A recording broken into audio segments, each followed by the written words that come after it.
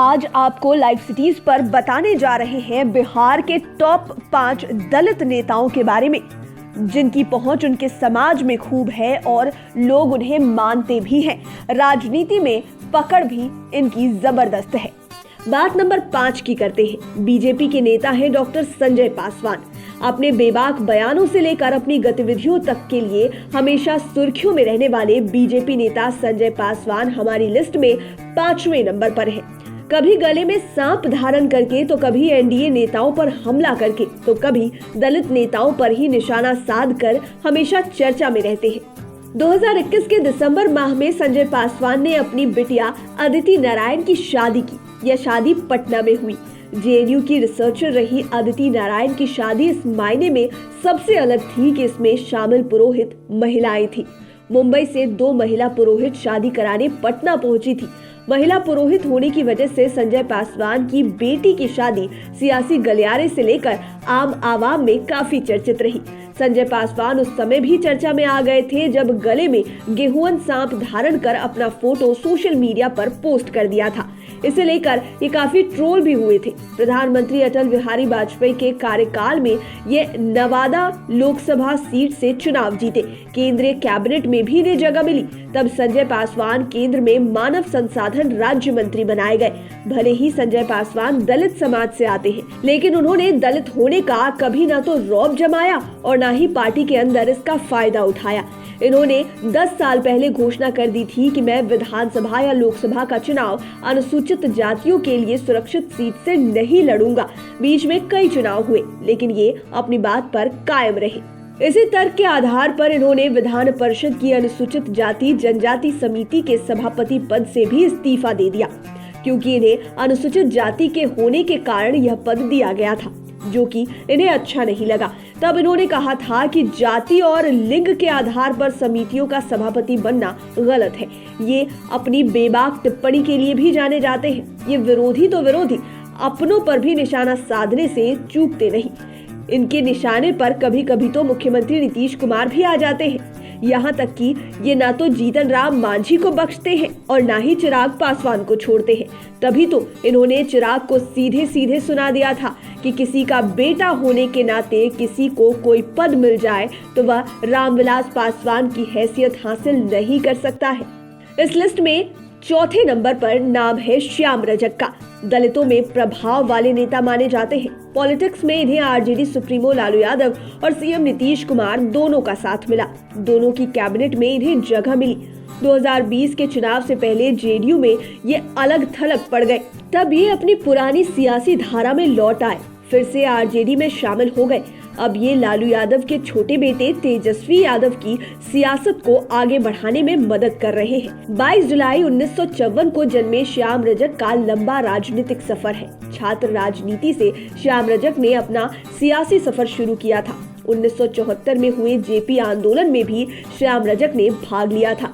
आपातकाल के खिलाफ आवाज उठाते हुए जेल भी गए थे। 2015 के चुनाव में 6ठी बार विधायक बने और नीतीश सरकार में कैबिनेट मंत्री की जिम्मेदारी भी निभाई। ये पहली बार आरजेडी के टिकट पर 1995 में विधायक बने थे। इसके बाद इन्होंने कभी सियासत में पलट कर नहीं देखा और आगे बढ़ते चले गए। 1995 के बाद साल 2000, फरवरी 2005 और नवंबर 2005 में आरजेडी के ही टिकट पर विधायक बने। इस दौरान लालू यादव से लेकर राबड़ी देवी की सरकार में कैबिनेट मंत्री रहे, लेकिन 2010 के चुनाव से 1 साल पहले इन्होंने जेडीयू का दामन थाम लिया। 2010 और 2015 के चुनाव में जेडीयू प्रत्याशी के तौर पर विधायक बने। बिहार विधानसभा में फुलवारी शरीफ सीट का प्रतिनिधित्व करते रहे। 2020 के भी चुनाव में फुलवारी शरीफ से टिकट मिलने की उम्मीद थी, लेकिन यह सीट महागठबंधन के तहत वाम दल को मिल गई। श्याम रजक अखिल भारतीय धोबी महासंघ के राष्ट्रीय अध्यक्ष भी हैं और इन्हें सामाजिक कार्यों में काफी रुचि है। South African international trade exhibition में भाग लेने हेतु दक्षिण अफ्रीका का भ्रमण करने वाले श्याम रजक ने पूर्व प्रधानमंत्री चंद्रशेखर के नेतृत्व में कन्याकुमारी से दिल्ली तक पदयात्रा भी की थी। इन्होंने पंजाब में आतंकवाद के खिलाफ अमृतसर से दिल्ली तक पदयात्रा की थी। उड़ीसा के कालाहांडी में भूख से मरने के खिलाफ भी श्याम रजक ने पदयात्रा निकाली। साथ ही पीड़ित परिवारों की मदद भी की। अब बात नंबर 3 की। जेडीयू पार्टी में शामिल अशोक चौधरी टॉप 5 दलित नेताओं की लिस्ट में तीसरे नंबर पर है। दलित में ही महादलित समुदाय से आने वाले अशोक चौधरी जेडीयू में आने से पहले 4 साल से अधिक समय तक बिहार कांग्रेस के अध्यक्ष रहे थे। ये कांग्रेस के राष्ट्रीय अध्यक्ष रह चुके राहुल गांधी के करीबी नेता माने जाते थे, लेकिन 1 मार्च 2018 को अशोक चौधरी ने कांग्रेस को अलविदा कह दिया। बिहार में नीतीश कुमार की 2020 में जब फिर से ताजपोशी हुई तो इनके साथ शपथ लेने वाले मंत्रियों में अशोक चौधरी भी शामिल थे। वर्तमान में भवन निर्माण मंत्री हैं। इसके पहले ये नीतीश कैबिनेट में शिक्षा मंत्री भी रह चुके हैं। इसके अलावा अशोक चौधरी बिहार सरकार में कारा, विज्ञान एवं प्रौद्योगिकी, सामाजिक न्याय, अल्पसंख्यक कल्याण के साथ IT विभाग के मंत्री भी रह चुके हैं। इतना ही नहीं, ये जेडीयू के कार्यकारी अध्यक्ष भी हैं। अशोक चौधरी को राजनीति विरासत में मिली है। इनके पिता स्वर्गीय महावीर चौधरी स्वतंत्रता सेनानी और कांग्रेस के बड़े नेता थे। वे भी राज्य सरकार में महत्वपूर्ण विभागों के मंत्री रहे थे। छात्र जीवन से ही अशोक चौधरी ने युवा कांग्रेस के साथ अपनी राजनीति की शुरुआत की। सन 2000 में पहली बार बरबीघा से विधायक बने और इसके साथ ही इन्हें राबड़ी कैबिनेट में कारा राज्य मंत्री बनाया गया। ये दूसरी बार 2005 में भी बरबीघा से ही विधायक बने। दूसरी बार ये मंत्री नहीं बन पाए। तत्कालीन कांग्रेस अध्यक्ष सोनिया गांधी ने इन्हें 2013 में बिहार कांग्रेस के अध्यक्ष पद का भी जिम्मा सौंपा। अगले वर्ष 2014 में ये MLC बने। इनके बेहतर प्रबंधन में 2015 के विधानसभा चुनाव में कांग्रेस ने 27 विधायक की सीट जीती, लेकिन अंदरूनी खटपट के बाद ये जेडीयू में चले गए। श्याम रजक के आरजेडी में वापस लौटने के बाद अशोक चौधरी जेडीयू में दलित चेहरा बनकर उभरे। यही वजह रही कि नीतीश कुमार ने वर्चुअल रैली के वक्त भी अशोक चौधरी को अपने मंच पर जगह दी थी। खास बात कि जब अशोक चौधरी जेडीयू में शामिल हुए तो नीतीश कुमार ने खुद इन्हें पार्टी की सदस्यता दी और शॉल ओढ़ाकर स्वागत किया। बिहार कांग्रेस के अध्यक्ष रहे अशोक चौधरी को पार्टी चलाने का और चुनाव के समय क्या और कैसे प्रबंधन करना है, इसका अच्छा खासा अनुभव है। यही वजह रही कि तारापुर उपचुनाव में भी अशोक चौधरी का चुनावी प्रबंधन में अहम रोल रहा और इसमें जेडीयू को सफलता भी मिली।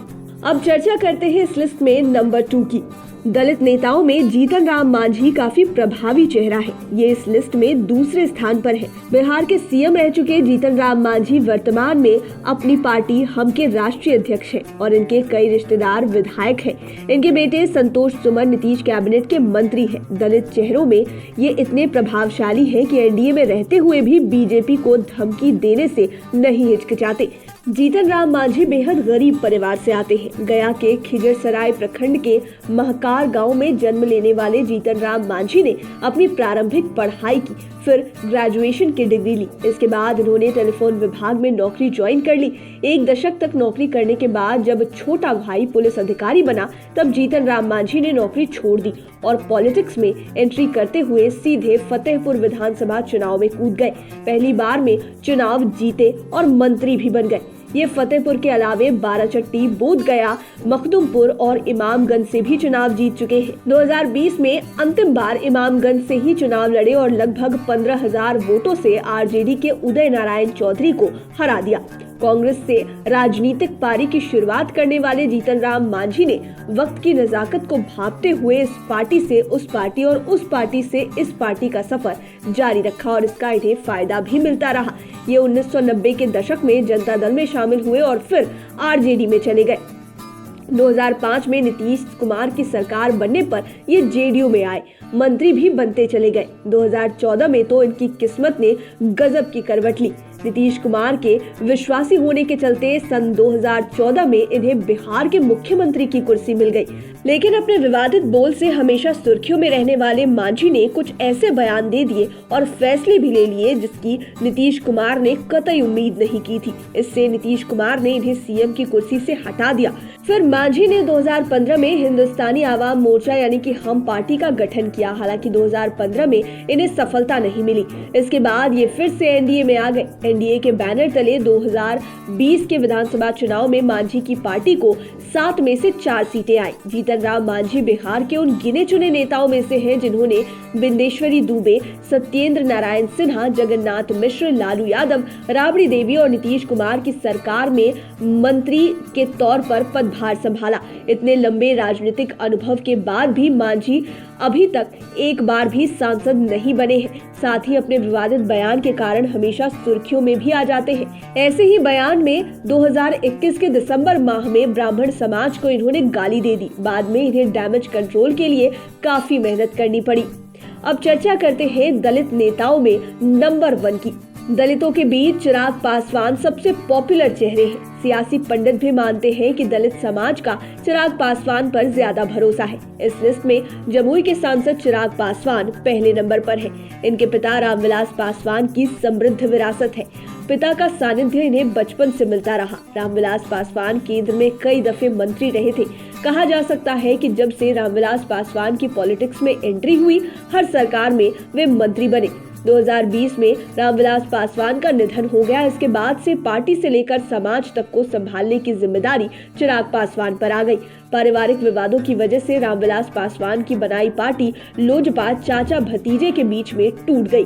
वर्षों का जुड़ा परिवार बिखर गया। लेकिन चिराग पासवान के हिस्से में जो पार्टी आई, उसके नाम में पिता का नाम जुड़ा हुआ है। नई पार्टी का नाम हुआ लोजपा रामविलास। अब इस नई पार्टी के सर्वे सर्वा चिराग है। चिराग पासवान पर दलित समाज का कितना अधिक भरोसा है, ये 2020 के विधानसभा चुनाव में देखने को मिला।